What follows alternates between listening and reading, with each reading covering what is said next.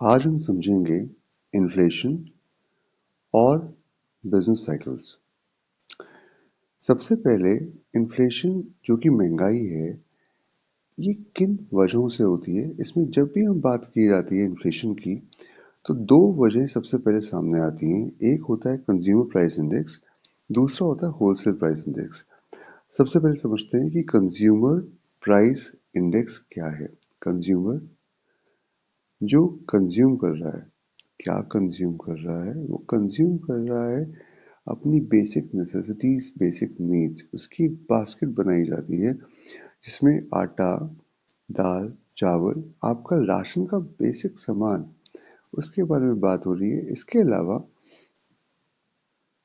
अब ये जो आप चीज़ें कंज्यूम कर रहे हैं ऑन रेगुलर बेसिस, उन चीज़ों में पिछले साल आपने कितने प्राइस में खरीदी थी और इस साल आपने कितने प्राइस में खरीदी हैं।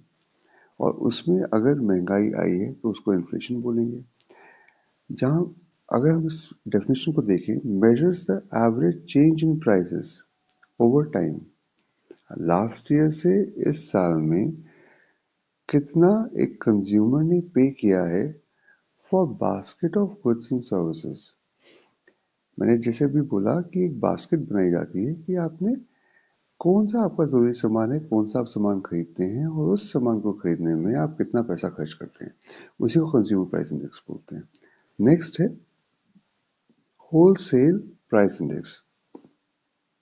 होलसेल प्राइस इंडेक्स मेजर करता है average change in prices received by domestic producers for their output,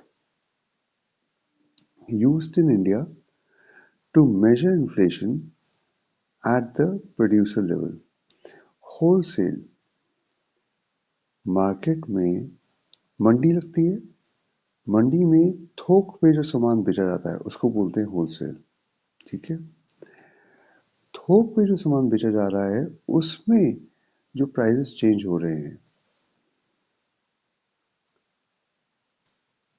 और जो एक डोमेस्टिक प्रोड्यूसर है, जो एक सामान को प्रोड्यूस करने वाला है, जो इजाद करने वाला है, उसको कितना वैल्यू मिल रहा है, कितना प्राइस मिल रहा है उसके आउटपुट का। जो उसने सामान प्रोड्यूस किया उसका उसे कितना मुनाफा मिल रहा है या उसको उसका कितना प्राइस मिल रहा है। Used in India to measure inflation at the producer level. ये होलसेल प्राइस इंडेक्स है। क्योंकि अगर होलसेलर मेन जो मंडी है जहाँ पे सामान बिकता है थोक पे, वहाँ पे अगर महंगाई आएगी तो कंज्यूमर के पास तो महंगाई बढ़ेगी ना, उसकी बास्केट तो ऑटोमेटिकली ऊपर चली जाएगी। अब समझते हैं जीडीपी एंड जीएनपी।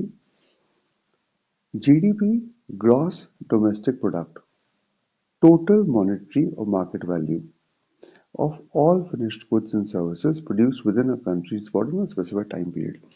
इसका मतलब क्या हुआ कि आप कितना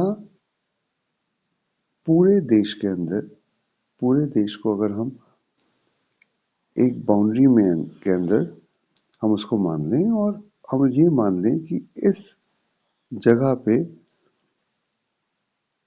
कौन कौन सी चीज़ें प्रोड्यूस की जा रही हैं और कितनी मात्रा में प्रोड्यूस की जा रही हैं, उसका टोटल निकाला जाए स्पेसिफिक टाइम पीरियड में, इस टाइम से लेके इस टाइम तक, उसको जीडीपी बोलते हैं। नेक्स्ट है gross national product. Gross national product में हम बात कर रहे हैं डोमेस्टिक और national.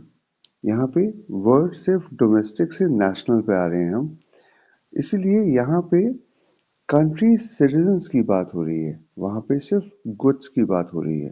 GDP goods, national product में country citizens including those abroad minus the GDP contribution of foreign residents. जो फॉरेनर्स प्रोड्यूस कर रहे हैं वो हमें नहीं चाहिए। Total value of all goods and services जो भी हमारे नेशनल हैं, वो क्या प्रोड्यूस कर रहे हैं, वो चाहे इंडिया से बाहर जाके प्रोड्यूस कर रहे हों, वो भी ग्रॉस नेशनल प्रोडक्ट का पार्ट होंगे।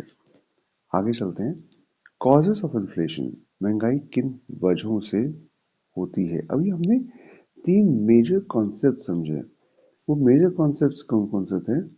सीपीआई, होलसेल प्राइस इंडेक्स, उसके बाद जीडीपी एंड जीएनपी। ये कॉन्सेप्ट्स हमने मेजरली समझे। आप समझते हैं कि इन्फ्लेशन की रूट कॉज क्या होता है। Demand pull inflation, aggregate demand over aggregate supply at full employment। Demand बढ़ चुकी है, सप्लाई उतनी ही है, इसीलिए बहुत ज़्यादा पैसा बहुत कम सामान को चेस कर रहा है, उसे पकड़ में लेने की कोशिश कर रहा है। तो महंगाई बढ़ेगी क्योंकि सप्लाई कम है, सामान कम है। इसका रूट कॉज है high money supply, excessive government spending, high consumer confidence और टैक्स कट्स। नेक्स्ट है cost push inflation, decrease in aggregate supply, typically due to an increase in the cost of crucial factors of production। Commodity की prices बढ़ गई हैं, wages increase हो गई, commodity price like crude oil, metals, जिसकी वजह से इस टाइम पे बहुत सारी इकोनॉमीज में, बहुत सारी कंट्रीज में कॉस्ट पुश इन्फ्लेशन आया हुआ है। क्रूड ऑयल की प्राइस की वजह से, मेटल्स की प्राइस की वजह से, वॉर्स हो रही हैं। अगर आप कोई भी वॉर देखोगे इस टाइम पे जो हो रही हैं, वो क्रूड ऑयल और मेटल्स की वजह से हो रही हैं, क्योंकि ये नेचुरल रिसोर्सेज ही कम होने की वजह से आपकी फैक्ट्रीज, आपकी आउटपुट पे बहुत बड़ा असर पड़ता है, उनकी कॉस्ट इंक्रीज हो जाती है, जिसकी वजह से कॉस्ट पुश इन्फ्लेशन आता है। नेक्स्ट आते हैं built in inflation, wage price spiral occurs when workers demand higher wages। workers आपसे हाई वेजेस डिमांड करते हैं to compensate for expected future inflation. उनको लग रहा है कि प्राइसेस, दाम बढ़ने वाले हैं, अरे वॉर सिचुएशन आ रही है, दाम बढ़ने वाले हैं, जिसकी वजह से ये बिल्ट इन इन्फ्लेशन आता है, वेज प्राइस स्पाइरल आता है, which in turn leads businesses to raise prices, creating a continuous cycle। एक continuous cycle बन जाती है। वो सोचते हैं भी वो प्राइसेस बढ़ेंगे और अपनी और वेजेस बढ़ा दो, क्योंकि उन्होंने क्या कहते हैं प्राइसेस के बढ़ने को वेज को लेके ये किया, तो बिल्ट इन इन्फ्लेशन है नहीं, बट उसको बना दिया गया है और वो विशियस साइकिल बन जाती है। अब समझते हैं इफेक्ट्स ऑफ इन्फ्लेशन। पहला इफेक्ट किस पे पड़ता है? वो होता है सोसाइटी। सोसाइटी इन इक्विटी और रीडिस्ट्रीब्यूशन, इसको हम समझते हैं transfers wealth from fixed income earners. जो पेंशनर्स हैं, सैलरीड एम्प्लॉयज हैं, वो आपके फिक्स्ड इनकम है, उनके पास सोर्स ऑफ इनकम लिमिटेड होती है। And lenders, banks to variable income earners, equity holders, businesses and borrowers। Inflation में अगर आप बिजनेस ओनर हैं तो उसका आप एक बारी को फायदा उठा सकते हैं। इक्विटी होल्डर्स, बिजनेसेस, क्योंकि पैसे, महंगाई में पैसा आपकी मार्केट में सर्कुलेट कर रहा है इस वजह से, और इसलिए वेल्थ ट्रांसफर होने शुरू हो जाती है from lenders two variable income earners.